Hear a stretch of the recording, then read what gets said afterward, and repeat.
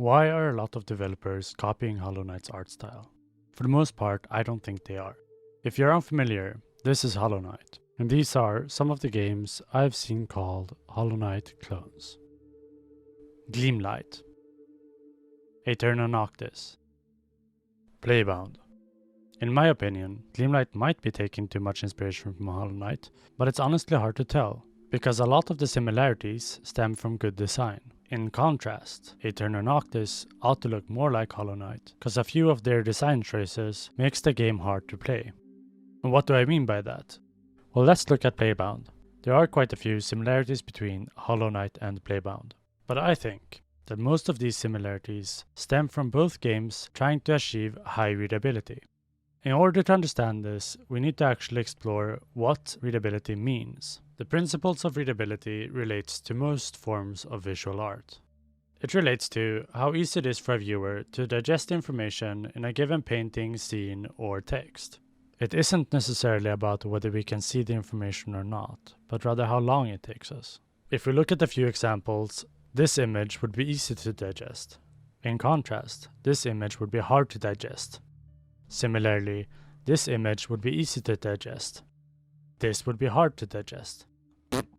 Readability isn't always the word used to describe this idea. In paintings and photographs, composition is often used instead. And in graphic design, legibility is used instead of readability, because readability means something else in writing.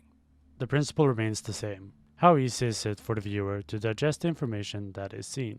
In a 2D side-scroller, the necessary information to play the game tends to be the platforms, the character, and enemies. So, in order to have a high readability in your game, that information, the platforms, the character, and enemies should be easily distinguishable. And here comes part of my point. If we look at Aeterna Noctis, it doesn't always do this too well. Take a look at this scene, for instance. If we break this down, we can see where the level is, and where the background is, and where the character is. But in my opinion, it takes the viewer longer than it should. So let's compare it to a game that does this very well. That game is Hollow Knight. Hollow Knight does a lot of small things to improve their readability while maintaining a nice scenery. In order to understand why Hollow Knight has high readability, let's look at something most people can relate to: their classmates' shitty PowerPoint presentation in 8th grade. Let us first look at value contrast. Value relates to how dark or bright something is. So when we say value contrast, we are referring to the difference between lightness and darkness. So if you would have a PowerPoint slide with low contrast, you can immediately see that this is hard to read.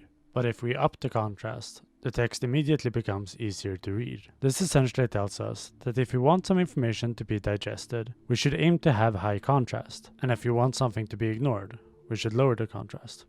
This next principle is clutter, and you have probably seen this quite a lot. With a PowerPoint slide crammed with information, making it hard to actually read anything because there's so much there. Compare that to a relatively empty slide, and suddenly, it doesn't require much effort at all. Hopefully it's clear already how this would apply to a game. When we add extraneous information, it lowers readability. But in most cases, that's exactly what a background is. It's a setting. It doesn't actually provide any useful information. This last principle, much like value contrast, can be used to create focal points and also make the viewer selectively ignore information that you don't want them to process too much, namely sharpness. And this barely needs an explanation at all. If you want something to not be read, make it blurry. It's difficult to read. And if you want something to be read, make it sharp. And this applies essentially to everything. Now we have looked at 3 principles: sharpness, contrast, and clutter. Let's relate those back to the previous scene of Hollow Knight that we saw. We can see that Hollow Knight wants to add a lot of clutter. That is, have a lot of scenery. Yet if we do a similar breakdown as we did with Aeterna Noctis, we can see that there is a distinction. The platforms are actually quite easy to read. And now we can also tell why. Only vital information is allowed to have high contrast and high saturation. And it isn't perfect, but readability isn't the only goal that a game has. We can also see that a lot of elements that would have made the scene very cluttered are blurred and low contrast, meaning that we can more easily ignore them. Hopefully it's already clear. A lot of the similarities between Gleamlight, Playbound, and Hollow Knight sort of relate to high contrast foreground elements low contrast background elements, and blurred backgrounds. But let's actually go a bit further. Now that we know a bit more, let's try and make a game, apply these principles, and see where we end up. Let's start with an empty scene. It's sort of like sitting with a grey background like this. It looks okay, but the separation could be improved with a few light adjustments.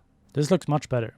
I think so, at least. And one reason for that is that it highlights my edges. We can get a similar readability improvement in our scene by adding line work. But let's see what happens if we place our character in a forest. It looks nice, but there's no separation between the level and the background. This is similar to me standing in the forest like this. Everything is sharp and demands our attention. We can solve this by adding bokeh. It looks nicer and makes it easier to focus. Now let's do that for our scene, and we can see that it makes it much easier to read. However, at first glance, it isn't entirely clear where the level ends and the background begins. If I instead was in a forest where the background was much further back, it would be much clearer what I could touch and what I couldn't. We can add this atmospheric perspective in our scene as well. It shifts the values and saturation of our background, making the level much clearer to read. If something is desaturated, it probably belongs to the background and not the level, so we probably can't jump on it. We still have poor separation between the character and the background. Our grey character has essentially similar values to the background. We can see this if we were to make the scene black and white. So in order to get a better separation, we want to pick a value that sticks out. And once again, high contrast sticks out. So now we have a black and white character.